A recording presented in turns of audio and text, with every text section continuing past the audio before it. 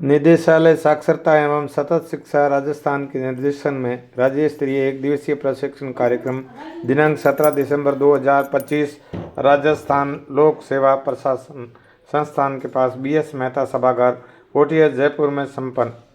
उल्लास नव भारत साक्षरता कार्यक्रम के अंतर्गत जिला साक्षरता एवं सतत शिक्षा अधिकारियों एवं मुख्य संदर्भ व्यक्तियों का राज्य स्तरीय एक दिवसीय प्रशिक्षण 17 दिसंबर 2025 बुधवार को बीएस मेहता सभागार नेहरू भवन जलन मार्ग जयपुर में अतिरिक्त निदेशक श्री नरेंद्र चौधरी व संयुक्त निदेशक श्री अश्विनी कुमार के सानिध्य व महेंद्र कुमार खींची आईएएस निदेशक के मुख्य आतिथ्य में संपन्न हुआ।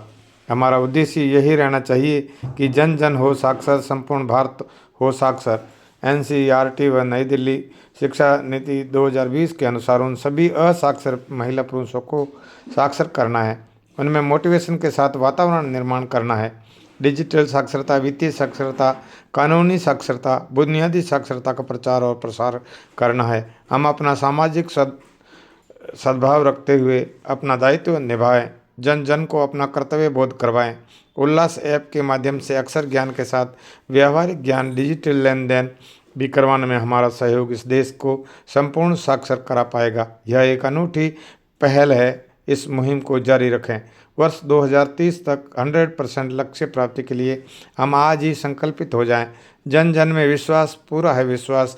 ये निरंतर सीखते रहने की सतत प्रक्रिया असाक्षर जन समूह में विस्तार करके इस जन आंदोलन को सफल बनाया जाना है। इसकी उल्लास और दीक्षा वेबसाइट ई साक्षरता के माध्यम से देश की दशा और दिशा तय करके देश का भविष्य निर्माण कर सकते हैं। हम सुनहरे सपनों के साथ दुनिया की इस दौड़ में शामिल होवें। व्यक्ति में समझ बनाना भी प्रशिक्षण का एक भाग है। अनचाहे संदेश डील नहीं करें, आधुनिक तकनीक को अच्छे माध्यम से चुनें और समझें। वित्तीय वर्ष 2025-26 के 30 लाख असाक्षरों को चिन्हित करके इस महान लक्ष्य को हम सब ने मिलकर 24 लाख तक पहुंचाया है, जिसमें बाड़मेर और जैसलमेर अव्वल है। इस पर हमें जो निदेशालय टीम द्वारा बधाई और शुभकामनाएं मिली, इसके लिए हम निदेशालय सतत शिक्षा एवं साक्षरता के आभारी हैं। सभी जिला साक्षरता प्रभारियों ने कड़ी मशक्कत की, जिससे राजस्थान का हमारे द्वारा सराहनीय कार्य से कद बढ़ा है। जो जिले पीछे हैं वे भी लक्ष्य पूर्ण करने में तत्परता दिखाएं। सभी संभागियों का आभार और धन्यवाद। उल्लास नव भारत साक्षरता के प्रथम सत्र में रविंद्र कुमार जी डिप्टी डायरेक्टर व महेंद्र कुमार जी डायरेक्टर ने बताया कि असाक्षर व्यक्तियों को पढ़ने लिखने हस्ताक्षर करने के लिए साक्षरता की परिभाषा को थोड़ा और आगे ले जाया जाए। राजस्थान की विकास यात्रा को साक्षरता शिक्षा का महापर्व मानकर सफल बनावें। व्यक्ति में समझ बनाना भी प्रशिक्षण का एक अहम हिस्सा है। अनचाहे संदेश डील नहीं करें, तकनीक को अच्छे माध्यम से चुनें और समझें। 2025-26 के 30 लाख के लक्ष्य को जो यहाँ तक पहुँचाया है, उसे और भी आगे बढ़ाने का प्रयास करें। सभी जिला साक्षरता प्रभारी कड़ी मशक्कत कर रहे हैं और असाक्षर व्यक्तियों को पढ़ने, लिखने, हस्ताक्षर करने से आगे लॉन्ग लाइफ एंड लर्निंग तक ले जा रहे हैं। ये हमारे लिए सौभाग्य की बात है। माननीय महिपाल सिंह जी डीएलसी हैं उदयपुर। डीएलसी और शिक्षा निदेशालय सतत शिक्षा से पधारे सभी मेहमानों का गुलाबी नगरी जयपुर में हार्दिक अभिनंदन वंदन किया और उनका बहुमान किया गया।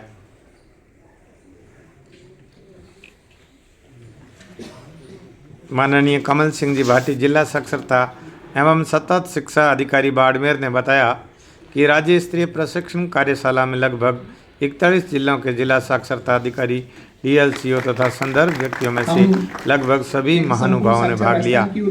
जुड़े रहिए my YouTube channel positive think with Pawar, Panawada, जिला बालोतरा। माननीय महिपाल सिंह जी सब अपने स्थान पर एक बार खड़े हो जाएंगे, ऐसा निवेदन है आप सबसे। दोनों तरफ साक्षरता निदेशालय उपस्थित हैं। आपका स्वागत करने के लिए श्रीमान रविंद्र जी लाटा से निवेदन करूंगा।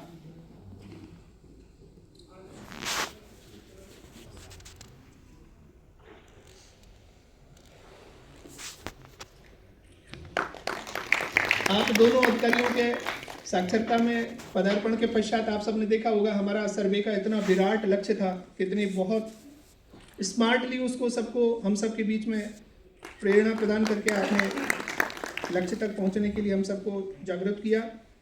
साथ में उपस्थित हैं आज हम जिनका सत्र हमें मिलने वाला है, ऐसे श्रीमान Ashwin Kumar ji, joint director NIC Delhi से पधारे हैं।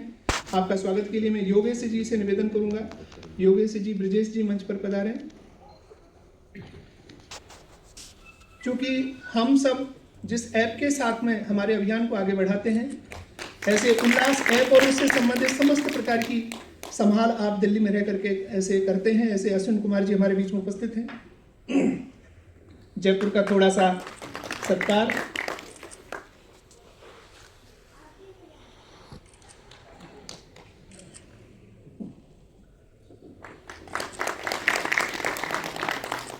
इसी प्रकार हमारे बीच में उपस्थित हैं निदेशालय के श्रीमान रविंद्र जी लाटा, डिप्टी डायरेक्टर निदेशालय साक्षरता। आपका स्वागत करने के लिए ब्रजेश जी से निवेदन करूंगा।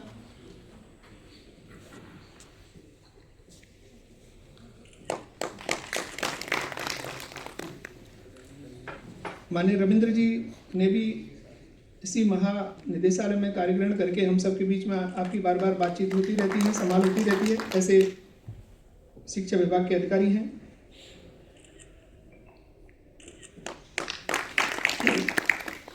मैं इसी चरण में निवेदन करूंगा, हमारे बीच में पधारे हुए आज माननीय मुन्ना लाल जी टूडीवाल, CAO निदेशालय साक्षरता हमारे बीच में उपस्थित हैं। आप सीनियर अकाउंट ऑफिसर हैं राजस्थान सरकार के। आपका स्वागत करने के लिए हुकुम जी और ग्यारसी जी को निवेदन करूंगा कि मंच पर पधारें।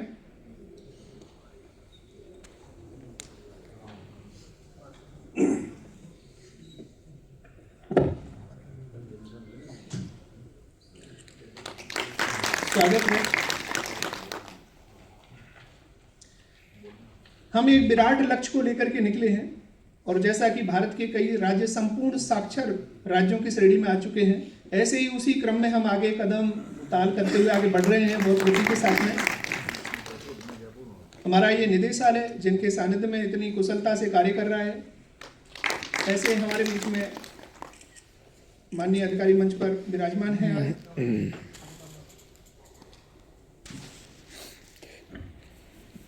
पूरे राजस्थान भर में हम इसी ऊर्जा से काम करते रहें। आज हमारा ये ओपनिंग सेशन है। इस ओपनिंग सेशन के लिए हमारे बीच में उपस्थित हैं माननीय निदेशक महोदय श्रीमान महेंद्र कुमार जी खींची, IAS राजस्थान सरकार। आपसे निवेदन होगा कि हम सबको अपने आशीर्वचनों से उद्बोधन से लाभ प्रदान करते हुए इस साक्षरता का जो एक महान लक्ष्य लेकर के हम सब लोग निकले हैं, उसके लिए आशीर्वचन प्रदान करें। माननीय निदेशक महोदय।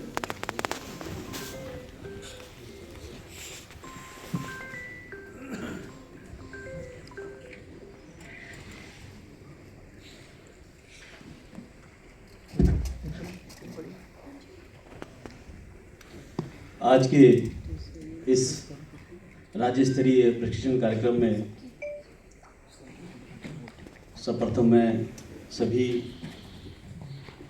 सहप्रतिभागियों का जो भाग ले रहे हैं आपका सम्मान करता हूं, स्वागत करता हूं। मंच पर विराजमान हमारे अतिरिक्त निदेशक नरेंद्र जी, दिल्ली से पधारे हमारे मेहमान संयुक्त निदेशक अश्विनी जी, हमारे उप निदेशक लाटा साहब, हमारे मुख्य कार्यकारी अधिकारी साक्षरता और मेरे साक्षरता विभाग के निदेशालय के ऊर्जावान टीम के सभी सदस्य और आज पूरे प्रदेश से हमारे साक्षरता के जो अधिकारी, जिला अधिकारी हैं पधारे हैं और दूसरे अधिकारी जो आज इस प्रशिक्षण कार्यक्रम में पधारे हैं, मैं सबका स्वागत करता हूँ।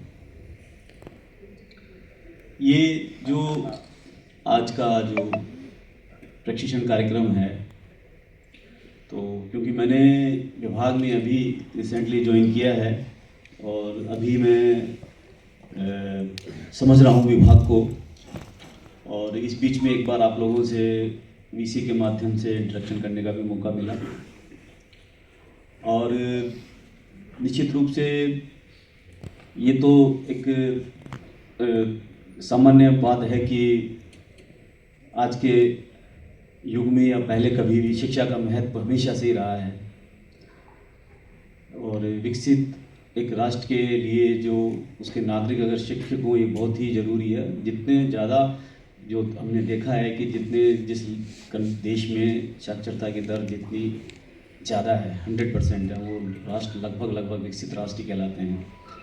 खुशी है कि हम भी जो है हमारा प्रदेश भी और हम लोग भी इस ओर आगे बढ़ रहे हैं और आप लोगों की मेहनत और से हम निकट भविष्य में हम भी इस कोशिश में रहेंगे कि हम भी साक्षरतापूर्ण की ओर बढ़ें और जिस प्रकार हमारे यशस्वी माननीय प्रधानमंत्री जी ने जो एक उपदेश दिया है कि संपूर्ण राष्ट्र साक्षर हो, माननीय मुख्यमंत्री जी का जो सपना है कि पूरा प्रदेश साक्षर हो, तो उस दिशा में हम लोग आगे बढ़ रहे हैं। आप सब लोगों का सहयोग वांछनीय है और बहुत ज़रूरी है। और इस अवसर पर मैं ये भी कहना चाहूँगा कि जीवन में सेवाएं कोई भी हो, चाहे शिक्षा की सेवा हो, राजकीय सेवा हो, सामाजिक सेवा हो, प्रशिक्षण हर जगह ज़रूरी है। क्यों इसलिए ज़रूरी है कि हम एक ट्रेनिंग या प्रशिक्षण के माध्यम से अपने आप को अपडेट करते हैं। आज हमारा एक जिला साक्षरता अधिकारी महोदय राजस्थान के एक कोने में है, दूसरे कोने में है। राज्य सरकार की योजनाओं के निर्देशों के अनुरूप हम कार्य करते हैं, बट कई बार कोई ना कोई ऐसी चीज़ होती है जो हर व्यक्ति का समझने का अपना अपना नज़रिया होता है। तो ये प्रशिक्षण जो है आप लोगों को या जो भी जहाँ पे भी होता है एक आपस में मेलजोल होता है, सूचनाओं का, नॉलेज का आदान प्रदान होता है, तो इसलिए ये बहुत ज़रूरी है। मैं मेरे राज्य की 27 साल की सेवा में मैं लगभग 5 से 10 बार राज्य में, मसूरी में, विदेश में भी जाके ट्रेनिंग ले चुका हूँ। और चूँकि वर्तमान युग जो है आईटी का युग है, एआई आ चुका है, तो इन टूल से अपने आप को अपडेट करना, क्योंकि कंप्यूटर तो बहुत पहले आ गए थे। मुझे याद है कि जब मैं राज्य की सेवा में आया था तो मेरी प्रथम नियुक्ति जो है विकास अधिकारी के पद पे थी। और कि जो महिला साक्षरता में पिछड़े हुए जिले हैं, जिनमें महिला साक्षरता की दर काफ़ी कम है, उन जिलों में विशेष कार्य करने की आवश्यकता है। दूसरे ऐसे जिले जिनमें वंचित वर्गों की जनसंख्या ज़्यादा है, वंचित वर्गों की जनसंख्या ज़्यादा है और जो हमारे साक्षरता कार्यक्रम से कम जुड़े हुए हैं, जैसे जहाँ पे पिछड़े वर्गों की, अनुसूचित जाति जनजाति, अल्पसंख्यक वर्गों की, या जहाँ पे खानाबदोश लोग रहते हैं जो फ्रिक्वेंटली एक जगह से दूसरी जगह आते जाते हैं, जिनको एक जगह रहकर जीवन यापन का मौका नहीं मिल पाता है, उन लोगों को भी शिक्षा की धारा से जोड़ा जाए। इन एरियाओं को हमने इसमें एरियाज को शामिल करने की कोशिश की है। इसी तरीके से जो नीति आयोग के आशान्वित जिले हैं, खास तौर से धौलपुर, करौली, बारां, सिरोही, जैसलमेर और बाड़मेर, इन जिलों पर भी विशेष ध्यान देकर इनको भी साक्षरता कार्यक्रम से जोड़कर इनमें भी साक्षरता की दर को बढ़ाने के लिए प्रयास करने की हमारे को आवश्यकता थी। और मैं माननीय सदन का ध्यान इस तरफ आकृष्ट भी करना चाहूँगा कि इनमें से जैसलमेर और बाड़मेर ने काफ़ी प्रगति की है। जैसलमेर ने तो अपने लक्ष्य के 100% से भी ज़्यादा की प्रगति हासिल कर ली है। इसी तरीके से जो जिले अभी इस कार्यक्रम में पीछे रह रहे हैं, उन कार्यक्रमों में उनको और अधिक मेहनत करने की जरूरत है और जो अपना लक्ष्य है उस लक्ष्य को पाने के लिए विशेष प्रयास करने की आवश्यकता है। अपना जो उल्लास कार्यक्रम है, जिसके द्वारा हम प्रयास कर रहे हैं कि अभी तक जो असाक्षर लोग हैं उनको हम साक्षरता की मुख्य धारा से जोड़ें, उस नए कार्यक्रम में 5 घटक मुख्य रूप से माने गए हैं। भारत सरकार ने जो नया कार्यक्रम दिया है, उस कार्यक्रम में केवल हस्ताक्षर करना सिखाना ही नहीं, उस हस्ताक्षर करने वाले उस कार्यक्रम से आगे बढ़ने का है और उस कार्यक्रम का क्रियान्वयन और रिकॉर्ड रखना, ये दोनों साथ साथ चल सकें, कार्यक्रम का क्रियान्वयन भी हो सके और जो हम उपलब्धियां हासिल कर रहे हैं उनका डिजिटलाइजेशन होकर उनका रिकॉर्ड भी रखा जा सके। इसके लिए इस पूरे कार्यक्रम को ऑफलाइन और ऑनलाइन दोनों तरीकों से चलाया जा रहा है, हाइब्रिड मोड में चलाया जा रहा है। और इस कार्यक्रम के क्रियान्वयन की आप जानते हो मुख्य इकाई विद्यालय को अपनाया गया है। विद्यालय के शिक्षकों को और उनसे जुड़े हुए जो दूसरे लोग हैं, जो उनके पास पढ़ने वाले विद्यार्थी हैं या उनसे जुड़े हुए दूसरे लोग हैं, उन सबको वीटी या स्वयंसेवी शिक्षक के रूप में जोड़कर इस कार्यक्रम को आगे बढ़ाने का प्रयास किया जा रहा है।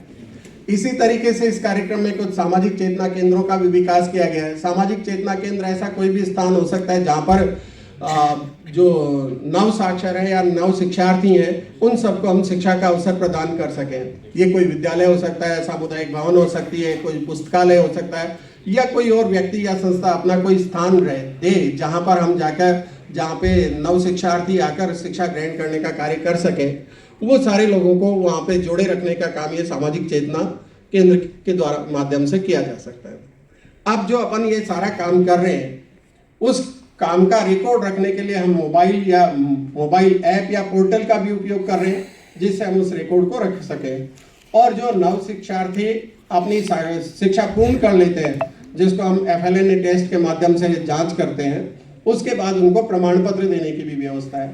हालांकि प्रमाण पत्र देने में भी कुछ पता चला कि पिछले कुछ समय से प्रमाण पत्रों के प्रिंटिंग में कुछ समस्या आ रही है। वो समस्या का निराकरण भी अपने जो नई दिल्ली से संयुक्त निदेशक महोदय आए हैं, उन्होंने एक अच्छा सा वो बताया है, उसका समाधान अपनी चर्चा में वो उसको लेंगे, तो वो जो अपनी समस्या है वो काफ़ी हद तक दूर होने की होगी। और जितने भी नव साक्षर हैं हमारे, उन सबको परीक्षा के बाद उनका प्रमाण पत्र भी प्रदान करेंगे, जिससे कि वो अब आगे की उसको भी शिक्षा की उसको धारा को चुन सकें। प्रमाण पत्र की प्राप्ति ऐसे तो दिखता है क्या है, जुड़ गए पढ़ गए कोई बात नहीं, ऐप पर वो हो गए, लेकिन कुछ लोगों के जीवन में वो प्रमाण पत्र बहुत काम आएगा। मैं अपने ऑफिस का पुराना रिकॉर्ड देख रहा था, तो 1-1.5 महीने पुरानी ईमेल मुझे मिली। एक कोई 17-18 साल की लड़की की ईमेल आई हुई है। उस ईमेल में उसने ये रिक्वेस्ट की है कि उसने पहले कभी 6ठी कक्षा तक की शिक्षा ग्रहण की थी, लेकिन उसका रिकॉर्ड उसको मिल नहीं रहा है। अब उसने जो है वो साक्षरता कार्यक्रम से जुड़कर उस अपने दोबारा से ये उसने अपने साक्षरता ये शिक्षा ग्रहण की है, तो वो आगे उस प्रमाण पत्र का उपयोग करके अपनी पढ़ाई को 10वीं 12वीं तक ले जाना चाहती है। तो ऐसे बहुत सारे लोग हैं जिनके जीवन में वो प्रमाण पत्र काम आ सकते हैं। तो उन प्रमाण पत्रों का उन तक वितरण करना, उन तक पहुंचाना और उसके साथ उनको आगे की शिक्षा में जोड़े रखना, ये भी हमारे उसमें शामिल है, अपने कार्यक्रम में शामिल है।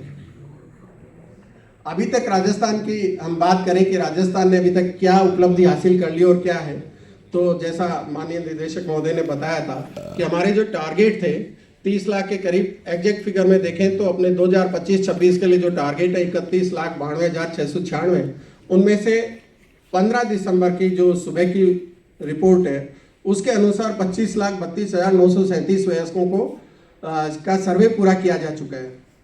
हमने 21 सितंबर को जो परीक्षा आयोजित की थी FLNA टेस्ट, उसमें इनमें से लगभग 15 लाख 14.78 लाख लर्नर्स को परीक्षा दिलवाई और वो उस परीक्षा में उत्तीर्ण हो चुके हैं। इस कार्यक्रम में जो VT हैं उनमें थोड़ा अपने को और सुधार करने की जरूरत है। VTs का टारगेट 3 लाख के करीब था, जो अभी तक 1.5 लाख के करीब VT जो है वो हम आइडेंटिफाई कर सके हैं। तो इस क्षेत्र में अपने को थोड़ा और अधिक प्रयास करने की आवश्यकता है। जो अपने स्वयंसेवी शिक्षक हैं, जो इससे जुड़े हुए हो सकते हैं, जो इस कार्यक्रम को आगे ले जा सकते हैं, उनमें हमें थोड़ा और प्रयास करने की जरूरत है। उल्लास कार्यक्रम आप सब जानते हो, इसमें साक्षरता से और आगे बढ़कर इस कार्यक्रम के 5 घटक निर्धारित किए गए हैं। पहला, आधारभूत साक्षरता और संख्या ज्ञान। आधारभूत साक्षरता और संख्या ज्ञान के साथ ही उनमें क्रिटिकल जीवन कौशल यानी ऐसी दक्षताएं विकसित करना जो उनके जीवन में काम आ सके, उनको अपने दैनिक जीवन में व्यवहार को अधिक सफल बनाने में सहयोग कर सकें। इसके साथ ही उनमें व्यावसायिक कौशल का विकास करना और जो पढ़ाई उन्होंने कर ली उस पढ़ाई को आगे ले जाकर अगर वो चाहते हैं हम उनको संबल प्रदान करें तो कॉलेज शिक्षा तक उनको शिक्षा प्रदान कर सकें। ये इस कार्यक्रम के घटकों में शामिल है। अपने कार्यक्रम की जो शुरुआत होती है वो आधारभूत साक्षरता और संख्या ज्ञान प्रदान करने से होती है। आधारभूत साक्षरता और संख्या ज्ञान हम प्रदान करने में नव चिन्हित असाक्षर लोगों की मदद कैसे करें, इसके लिए जो सबसे पहली जरूरत है वो है स्वयंसेवी शिक्षकों की, क्योंकि ये पूरा कार्यक्रम जो है वो स्वयं सेवी भावना से चल रहा है। तो ऐसे लोगों की पहचान करना जो एक असाक्षर व्यक्ति को साक्षर बनाने में मदद कर सके, उनकी पहचान करना है। तो वो जो व्यक्ति हो सकता है वो उनका कोई परिजन हो सकता है या उनका कोई परिचित हो सकता है जिसके साथ उस असाक्षर व्यक्ति की इंटरेक्शन ज्यादा होती हो, जिसके साथ उसका जुड़ाव ज्यादा है, वो उसको पढ़ने लिखने में, संख्या ज्ञान करने में मदद कर सकता है।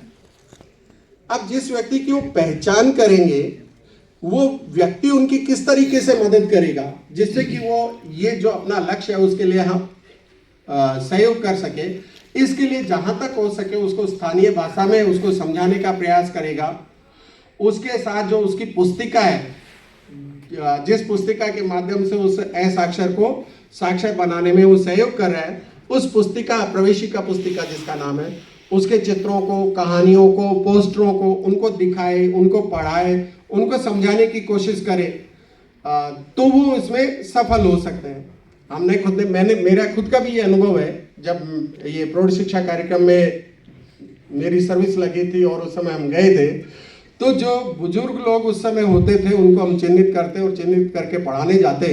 तो शुरू में तो वो झिझकते थे, लेकिन जैसे जैसे उनके साथ हमारा इंटरेक्शन बनता और जैसे जैसे हम उनके दैनिक जीवन की चीज़ों के साथ उसको जोड़ते तो वो पढ़ने में इच्छुक होने लग गए थे और उन्होंने जो उस समय के हमारी टारगेट थे उसके अनुसार उन्होंने अपनी शिक्षा ग्रहण करने में रुचि दिखाई थी। तो अपन उनके जीवन के साथ में पुस्तक के ज्ञान को जीवन के ज्ञान के साथ में जोड़ें और ये काम करने वाला उनका कोई परिचित, उनका कोई नज़दीकी ऐसा वीटी चुने जो उसको उस काम में असाक्षर के समय के अनुकूल समय दे सके, तो वो ज़्यादा या वो हो सकता है। संपादन इस रूप में करें कि यहाँ से, चूँकि निदेशालय स्तर से जो राज्य सरकार की मंशा और उसके उद्देश्य अनुसार कार्यों का संपादन किया जाता है और राज्य सरकार जनहित में और आम जन के हित में विभिन्न वर्गों के लिए जो भी योजनाएं बनाती है उनकी क्रियान्विति जो है विभिन्न विभागों द्वारा की जाती है। और इसी रूप में जो शिक्षा विभाग एक बड़ा महकमा है, चूँकि आप शिक्षा से सभी जुड़े हुए हैं, उस रूप में सभी लोग शिक्षा से जो जुड़े हैं, तो शिक्षा विभाग की सभी जो उद्देश्यों को, नीतियों को और उद्देश्यों को क्रियान्वित करने के लिए जो राज्य सरकार के जो निर्देश प्राप्त हैं उसको निदेशालय पूरा प्रयास कर रहा है कि हम किस तरह से सरकार ने जो हमें उद्देश्य दिए हैं आम जन के लिए उनको हम कैसे पूरा करें। इसी रूप में आपने देखा होगा कि आज जो हमारा एक दिवसीय ट्रेनिंग प्रोग्राम उसको विभिन्न सत्रों में रखा है और बेसिकली हमारे निदेशालय द्वारा पूरे राज्य स्तर पर विभिन्न जिलों के माध्यम से हम अपनी इस योजनाओं की, जो साक्षरता विभाग की योजनाओं का संचालन करते हैं। हमारे पूर्व के वक्ताओं ने आपको पूरा इस बारे में बताने का प्रयास किया कि साक्षरता और सतत शिक्षा को हम कैसे लागू कर रहे हैं, इम्प्लीमेंट कर रहे हैं। और इस रूप में चूंकि विभाग के अन्य कार्य भी उससे जुड़े होते हैं, वो एक पूरा ऐसे होल हमें कार्य करना होता है, तो उसी की चर्चा करने के लिए हम यहाँ हैं। आपको जैसा पूर्व के वक्ताओं ने बताया कि जो हमारा साक्षरता विभाग है इसमें किस तरह से, चूँकि जो न्यू एजुकेशन पॉलिसी 2020 आने के बाद किस तरह से उल्लास कार्यक्रम शुरू हुआ और इसके किस तरह से घटक किए गए हैं और उन विभिन्न घटकों में क्या क्या कार्य किया जाना है। चूँकि देखा जाए, अगर चूँकि आप सभी शिक्षा विभाग से जुड़े हैं, बड़े महत्वपूर्ण घटक हैं ये 5 घटक। देखने में ये 5 बिंदु लगते हैं, लेकिन इसको अगर हम गहराई से देखें बहुत ही गहरे बिंदु हैं, जो कि न केवल वर्ड जरूर है साक्षरता और सतत शिक्षा, और हमारा जो टारगेट ग्रुप है वो 15 साल से हमने वो लोग लिए हैं जो जिनको हमें जो पढ़ाई लिखाई से जुड़े नहीं है, लेकिन इनमें जो घटक हैं वो घटक आपने देखे होंगे, वो चाहे शिक्षा से जो पढ़ रहे हैं, जो रेगुलर स्टूडेंट्स हैं, या जो रेगुलर आमजन है, या जो हमारा टारगेट ग्रुप है। आपको जो पूर्व के वक्ताओं ने आपको बता दिया स्टेट के लिए हमारा किस तरह से टारगेट है और कितना हमने हासिल कर लिया, और क्या हमारी आगे की जो योजना रहेगी किस तरह से हम पूरा करेंगे। तो इन योजनाओं को चूंकि डिपार्टमेंट का जो हमारा इम्प्लीमेंटेशन प्रोसेस है, जो लागू क्रियान्वित करने का जो व्यवस्था है, उसको चूंकि हमें और सहज बनाना है। कई बार ऐसा ना हो कि ये सब कुछ आंकड़ों का ही खेल रह जाए। कई जगह चूंकि मैं साक्षरता से अब जुड़ा हूँ, तो कई मेरे साथी अधिकारी और साथी जिलों से, या जब मेरी इनफॉर्मल बात होती है तो कई बार ऐसा भी आता है। तो हमें अपना जो टारगेट और जो सर्वे का जो हमारा आंकड़ा है, उसको इस तरह से, चूंकि स्टेट 2011 की उस पर आधारित है, तो आप लोग जब अपना सर्वे और इसको जब लागू करने का करें तो वो एक बहुत ही महत्वपूर्ण घटक बन जाता है, क्योंकि आप जिलों के माध्यम से हम अपने टारगेट्स को इम्प्लीमेंट कर रहे हैं। एक तरह से आपका जो प्रोग्रेस है वही हमारी शो होती है यहाँ पर। तो ये आप बड़ी सावधानी से इसमें रखें। मैं बार बार इसलिए कह रहा हूँ कि हमें कभी भी अखबार की सुर्खियाँ नहीं बननी है। मैं इसीलिए मैंने अपना टॉपिक बिल्कुल प्रैक्टिकल जो इम्प्लीमेंटेशन का है वो एज ए उसको हम किस तरह से उसको फोकस होके काम करें, जो कि आंकड़े हमारे रियलिटी से भी मैच खाएं। तो आप ये जरूर ध्यान रखिएगा, आप जो भी अपना कार्य इसमें हम कर रहे हैं। और चूंकि जो कि आंकड़े आपको पूर्व के वक्ताओं ने बताया था कि हमारी जो प्रोग्रेस है वो 16 तारीख तक की आपको बताई गई थी, और चूंकि इसमें हमारा जो सर्वे का जो काम है वो कुछ जिले उनको हम एक एक करके बात नहीं करेंगे, क्योंकि वीसी में या अन्य माध्यम से हम हमेशा चर्चा करते रहते हैं। तो आप लोग जो सर्वे करें उस सर्वे को पूरी जो रिपोर्टिंग है, और साथ ही साथ जो दोनों का लर्नर और वीटीज का, मैं उस टेक्निकल पे नहीं जाऊंगा, पूर्व के वक्ताओं ने और आगे भी हमारे जो दिल्ली से पधारे वो बता देंगे उसकी टेक्निकलिटी क्या क्या है, वीटीज कौन है, कैसे लोग हैं, किस तरह का है। लेकिन सर्वे जो हमारा है वो लर्नर का और वीटी का है, वो बिल्कुल सही हो। और एक महत्वपूर्ण, अगर आपको वीसी ध्यान हो तो हमारे निदेशक महोदय ने भी आपको बताया था कि टैगिंग का जो प्रोसेस है वो बिल्कुल सही रखें, क्योंकि ये प्रक्रिया आगे परिलक्षित होगी आगे के आंकड़ों में। जैसा कि दिल्ली की जो सर आए हैं जेडी साहब, उनसे हमारी चर्चा हुई, क्योंकि स्टेट अब बढ़ रहा है पूर्ण साक्षरता की तरफ।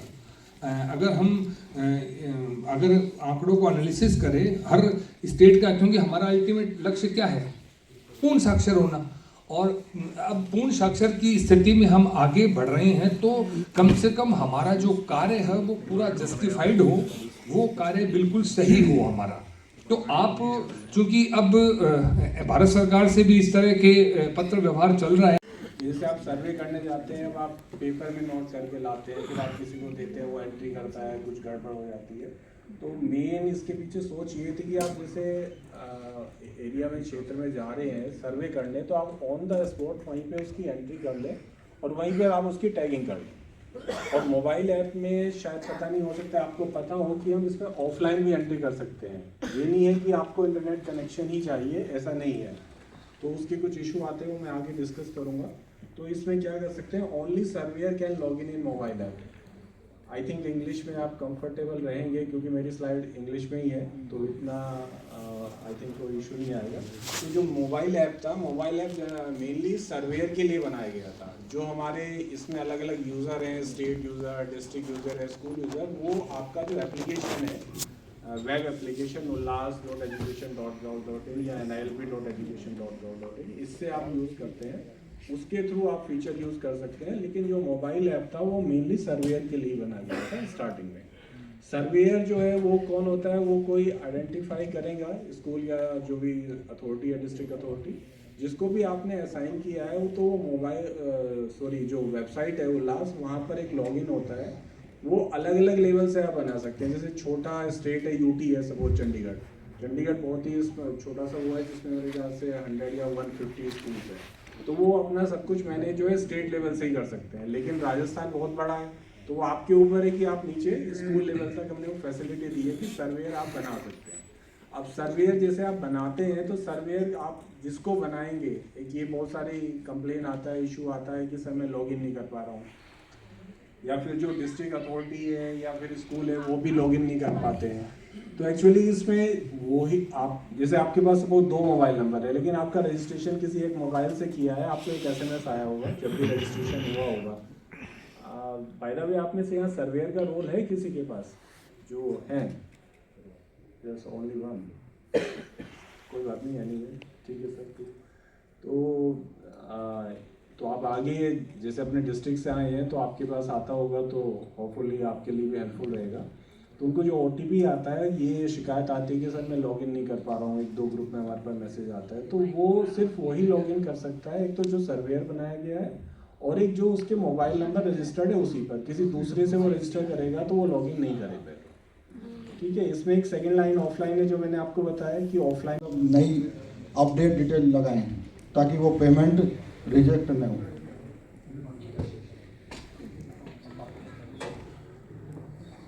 एक्टिविटीज में हमारा जो सर्वप्रथम जिसने काम किया वो अजमेर डिस्ट्रिक्ट है और वो बधाई के पात्र हैं और इसके लिए हम उनको बधाई देते हैं। इसके अलावा राजसमंद भी उनके साथ साथ ही आगे बढ़ रहे हैं। बाकी के कुछ डिस्ट्रिक्ट्स की अभी भी हमें मोबिलाइजेशन वातावरण निर्माण की कार्य योजना प्राप्त नहीं हुई है। तो सर मैं निवेदन करना चाहूँगी सभी से कि वो कार्य योजना शीघ्र ही हमें उपलब्ध कराएं और जो एक्टिविटीज़ हैं हमारी वो उसके वीडियोज फोटोज आप हम हमारे पास शेयर करिए, भेजिए, वीडियोज बना के भेजिए। क्योंकि सर जैसे प्रचार प्रसार की बात आती है तो हमारा फेसबुक है, यूट्यूब चैनल है, ट्विटर है, इंस्टा है, निदेशालय से ये भी संचालित किए जाते हैं। और इसी क्रम में मैं कहना चाहूँगी कि जो फेसबुक पेज है उसको फॉलो करिए, यूट्यूब चैनल है उसको सब्सक्राइब करिए और इंस्टा पर भी, जिससे कि हमारी जो एक्टिविटीज़ हैं वो सर सभी के सामने जाएं, सब लोग उसका ज़्यादा से ज़्यादा लाभ उठा सकें। यूट्यूब पर हम वीडियोज अपलोड कराते हैं, तो मेरा सभी जिलों से निवेदन है कि आपके यहाँ जो एक्टिविटीज़ हो रही हैं उन एक्टिविटीज़ के PPT या वीडियोज बना के, शॉर्ट वीडियोज बना के 2-2 या 3-3 मिनट के आप हमें प्रोवाइड कराइए, जिससे कि हम यूट्यूब चैनल पे अपलोड कराएं और ये प्रचार प्रसार हमारा जन जन तक पहुँचे और ज़्यादा से ज़्यादा लोग इसके बारे में इसका लाभ उठा सकें। और साथ ही मैं बताना चाहूँगी कि सर जो महात्मा गांधी पुस्तकालय वाचनालय 14,970 हमारे प्रदेश में संचालित हैं, तो उनकी हमने पुनर्भरण राशि की डिमांड मांगी है, तो कुछ ही डिस्ट्रिक्ट से हमें वो प्राप्त हुई है। तो मेरा सभी से आग्रह है कि वो पुनर्भरण राशि का डिमांड शीघ्र ही भिजवाएं। और साथ ही हम अभी 4 महीनों की दिसंबर, जनवरी, फरवरी और मार्च की, दिसंबर 25 से लेके मार्च 26 तक की हम राशि अभी कुछ ही समय में विद इन नेक्स्ट वीक हम वो रिलीज कर देंगे, आप लोगों तक पहुंचा देंगे। और जो 8 माह की पुनर्भरण की राशि के लिए जो प्रस्ताव मांगे हैं वो शीघ्र ही भिजवाएं। और इसके साथ ही मैं कहना चाहूँगी कि कुछ डिस्ट्रिक्ट्स के हमने जो पुनर्भरण राशि के प्रस्ताव प्राप्त हुए हैं, वो जैसे कोई आफत टाल देते हैं ना हम, उस तरीके से जल्दी जल्दी उन्होंने हाथ से हैंड रिटन बनाया है और ग्रुप में डाल दिया है। वो उनको हमें पर्सनली फ़ोन करके कहना पड़ा है कि सर इसको प्रॉपर तरीके से PDF बना के हमें दीजिए, जिससे कि हम प्रिंट लें और इसको प्रोवाइड कराएं आगे अकाउंट सेक्शन में। तो मेरा ये निवेदन है कि सर जो भी काम कर रहे हैं उसको उचित और प्रॉपर अच्छी से PDF बना के हमारे लिए प्रोवाइड कराएं, जिससे आप लोगों की भी मेहनत दिखे और हमें भी सुविधा रहे।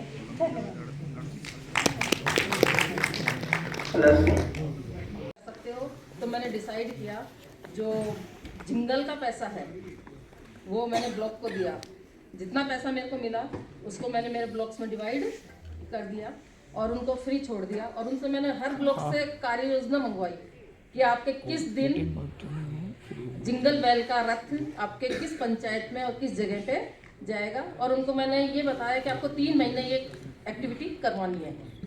उनकी कार्य योजना मेरे पास ब्लॉक से बन के आई, विद डेट आई, मैंने यहाँ भी भेजी, जयपुर भी भेजी वो कार्य योजना, और विद डेट से मैं उन चीज़ की मॉनिटरिंग भी कर रही हूँ, जिससे काफ़ी। और ब्लॉक कोऑर्डिनेटर को भी मैंने थोड़ा फ्री छोड़ा कि आपको जितना हो सके आप ज़्यादा कवर करो। मेरे एक ब्लॉक में तो स्कूल की वैन को ही ये कार्य दे दिया कि स्कूल की वैन रोज़ आती है और रोज़ जाती है, तो वो डेली उसका प्रचार प्रसार कर रही है। तो अब मैंने जैसे आइडिया लगाया कि ये अजमेर ज़िले के लगभग 70% जो जगह है वहाँ पे ये कार्य योजना हमारी संचालित हो रही है, प्रचार प्रसार हो रहा है। थोड़ा ये भी ध्यान रखा कि जहाँ जिंगल चल रहा है वहाँ पर हमें कला जत्था नहीं करवाना है, क्योंकि इस योजना का जो उद्देश्य है अधिक से अधिक प्रचार और प्रसार है। तो इस तरह से मेरी समस्त टीम ने इस काम को बखूबी अंजाम दिया और मुझे भी यहाँ बोलने का मौका मिला। और हमारे क्योंकि कार्य को करना नहीं होता, आत्मा से जीना होता है, इसके लिए हमारे जो एपीओ श्री भंवर सिंह राठौड़, उनकी कविता अभी है, मैं पढ़ के बताऊं।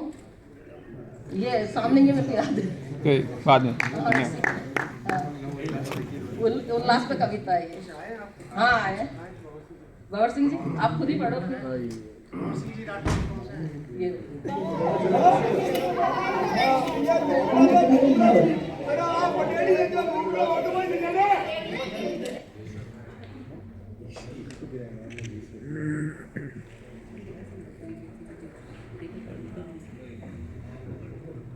कार्यक्रम रहा। इस प्रशिक्षण कार्यक्रम में पूरे राज्य के जितने संभागीय आए उन सबके मार्गदर्शन के लिए हमारे पास में निदेशालय की टीम और नई दिल्ली एनआईसी के संयुक्त निदेशक महोदय, अतिरिक्त निदेशक महोदय, निदेशालय के निदेशक महोदय, ये सब आपके सहयोग के लिए थी। इन्होंने आपको मार्गदर्शन प्रदान किया। विभिन्न जो गतिविधियां हैं साक्षरता कार्यक्रम के अंतर्गत संचालित हो रही हैं और इसके अलावा गतिविधियों के अलावा साक्षरता कार्यक्रम के क्रियान्वयन में ऑफिशियल प्रोसेस में जो दिक्कतें आती हैं उन सब के लिए भी आपको मार्गदर्शन प्रदान करने के लिए जो सब लोगों ने आपको दिया और आपने उसको ग्रहण किया और ग्रहण करके आगे आने वाले समय में आप उसको उपयोग में लेंगे। और जैसा कि अतिरिक्त निदेशक महोदय ने आपको बताया कि 3 महीने का समय नहीं, हमारे पास केवल 1 महीने का ही समय है। उसके बाद तो हमारे पास में तो खरमास समाप्त हो जाएगा, उसके बाद अपन दूसरे कामों में लग जाएंगे और हमारी सारी गतिविधियाँ दूसरी तरफ हो जाएंगी। तो उम्मीद करते हैं कि आप उस निर्देशन को ध्यान में रखेंगे और जितनी भी आवश्यक गतिविधियाँ हैं इनको मकर संक्रांति से पहले स्वीकृति प्राप्त करना, सारे अपने डॉक्यूमेंटेशन पूरे करना, ये सब करने के लिए आप करेंगे। आप सबका निदेशालय की पूरी टीम की तरफ से बहुत बहुत आभार और बहुत बहुत धन्यवाद। आए हुए समस्त मेहमानों का भी हम आभार प्रकट करते हैं कि उन्होंने अपना कीमती समय निकाल कर हमें लाभान्वित किया। और इसके साथ आज के कार्यक्रम के समापन की घोषणा करता हूँ। जय हिंद, जय भारत।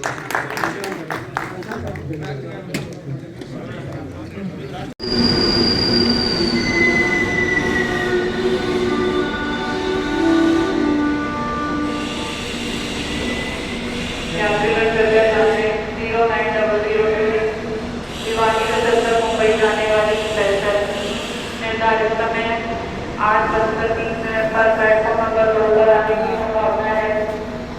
यात्रीगण कृपया ध्यान दें 0900 भिवानी मुंबई स्पेशल निर्धारित समय 8:30 पर प्लेटफॉर्म नंबर 2 पर आने की संभावना है। यात्रीगण कृपया ध्यान दें 0900 भिवानी मुंबई स्पेशल निर्धारित समय 8:30 पर प्लेटफॉर्म नंबर 2 पर आने की संभावना है।